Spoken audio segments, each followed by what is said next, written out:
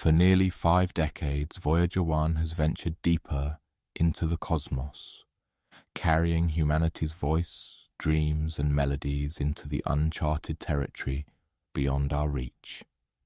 It departed Earth with a golden invitation to the stars, silent but for the data it transmitted back to us. Nothing extraordinary, until now. In May 2025, an anomaly occurred. A peculiar transmission was detected, emanating from the threshold of interstellar space. Initially, it seemed like a malfunction, a technical glitch in an aging spacecraft. However, upon closer examination, scientists noticed an inexplicable pattern, a loop, a rhythm that didn't align with any earthly system. And that's when the apprehension set in.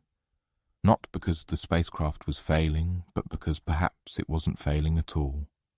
Maybe Voyager 1 had finally been noticed, and maybe it was trying to communicate. The anomaly first manifested in Voyager's attitude articulation and control system, the core that allows it to align its antenna towards Earth. It started sending corrupted data, readings that defied logic. According to the signal, the probe had reoriented itself in a manner that should have severed communication. Yet the signal persisted. The data continued unabated as if Voyager was still aligned with Earth, despite the contradictory readings. NASA's team was puzzled. They assumed it was a misfire, a decaying circuit, or a solar particle interference. But none of the diagnostics confirmed a physical fault.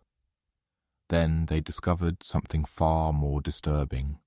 The system wasn't just malfunctioning, it was routing its data through a computer that had been deactivated long ago. A module that had been dormant for decades, now suddenly alive, and acting as if it had always been part of the network. No one could explain how or why this part of Voyager had reawakened, let alone why it had taken control of the signal. And if that wasn't strange enough, this dead system was choosing specific channels, isolating certain data, and wrapping it in layers of redundant encoding. Not randomly, but intentionally. The probe was behaving like a mind trying to protect something, like it was aware of being watched. As the engineers peeled back the corrupted layers of the data, something started to emerge beneath the static. At first, it appeared to be mere repetition, looping sequences with no scientific value. But a small team at the Deep Space Network applied an experimental compression technique designed to isolate harmonic signals. And that's when they heard it. A pulse.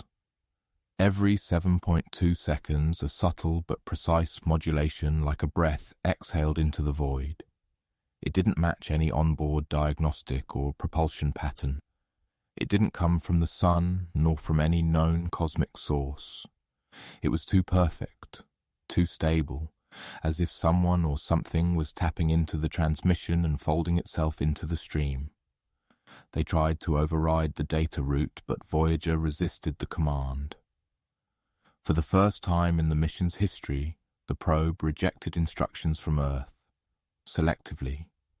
It accepted basic operational commands, but refused to change the path of this strange broadcast, as if the signal was more important than anything else, as if somehow Voyager was protecting a message, but protecting it from whom? Desperate to understand what was happening, a retired engineer was brought in, one of the original programmers who had worked on Voyager in the 1970s. He noticed something no one else could. The structure of the signal bore similarities to the ancient code used to calibrate the Golden Records analog playback sequence, a sequence no longer in use, buried in the foundation of Voyager's memory like fossilized DNA.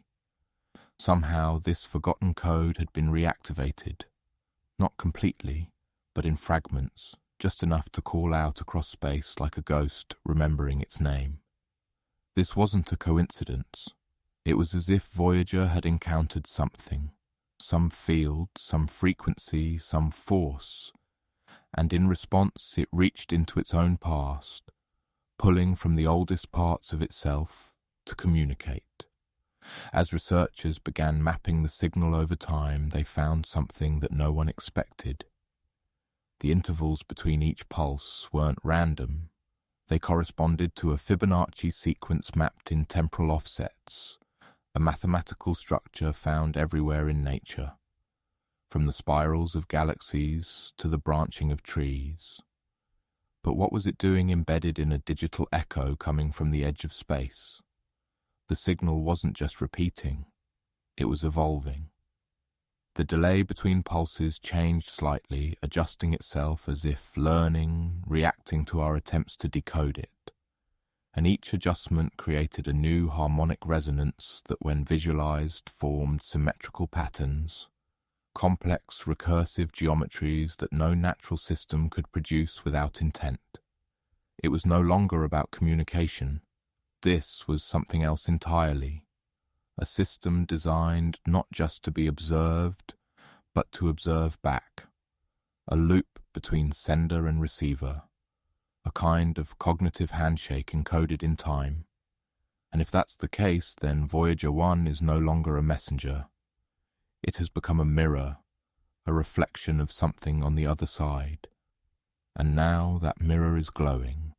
As NASA engineers struggle to decode the patterns emerging from Voyager 1's corrupted data stream, a private group of astrophysicists decided to take a different approach.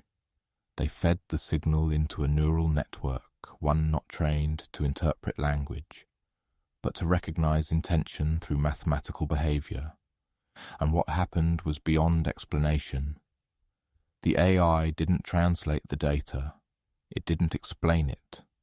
Instead, it reproduced it almost instinctively, mimicking the pulse, then improvising on it, generating new iterations in real time. It was as if the AI understood the signal not as communication, but as a form of music, a rhythm it could learn from, play with, and respond to. And as the researchers allowed it to run, the responses became more intricate, more structured, more conversational. Something out there, something on the other side of that 24 billion kilometer gap, seemed to be listening back. It wasn't a glitch, it was a call. And maybe, just maybe, this was the answer.